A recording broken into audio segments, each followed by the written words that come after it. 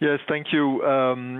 So essentially, we develop fragrances and flavors which contain a huge variety of ingredients which go into those fragrance, perfume, and flavor formulations. So we've seen indeed the input costs rising almost 10% this year, which is quite a massive amount, plus the energy, plus freight cost. So in total, we had to recover, this year 270 million. That, yes, thanks to the collaboration with our clients, we were able to pass on, through pricing. So that, allowed us actually to protect our EBITDA in absolute Swiss francs at 1.5 billion.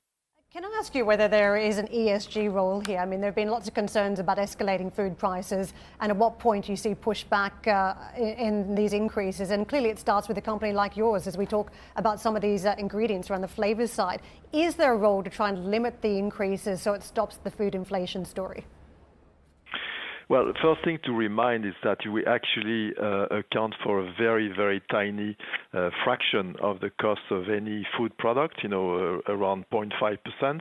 But at the same time, it delivers a lot of consumer preference because taste is key in any consumer decision when purchasing actually a food product, also a fragrance. So actually, it's a very tiny fraction. But yes, we are working very much on, and this is in line with our ambition to reduce CO2, to reduce the impact, which is quite minimal today on the resources of the planet through biotechnology, through fermentation, trying to decarbonize, really, and so we are our fair share of contribution to the ESG, but again, it's a very small fraction of the whole food chain.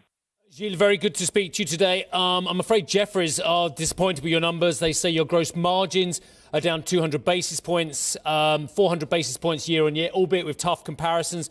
Your R&D and S&M expenses are 2% and 11% lower on an absolute basis. They're concerned about North America as well. What can you do to address some of these issues, specifically the margin concerns? Yes, we are very confident to restore, our margins by the end of the cycle of 2025. We already will see some progress in 23 because we'll get, further price increase, which are already in the pipeline, which have been negotiated in 22 and will have a carryover in 23.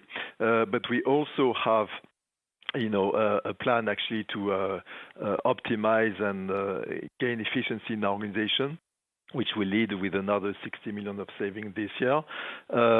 So we have many actually levers to actually improve the margin. We've been through such a cycle 10 years ago, after the rebound of 2009, 2010, and we restored our margins in a very short period of time. So we are very confident in the future.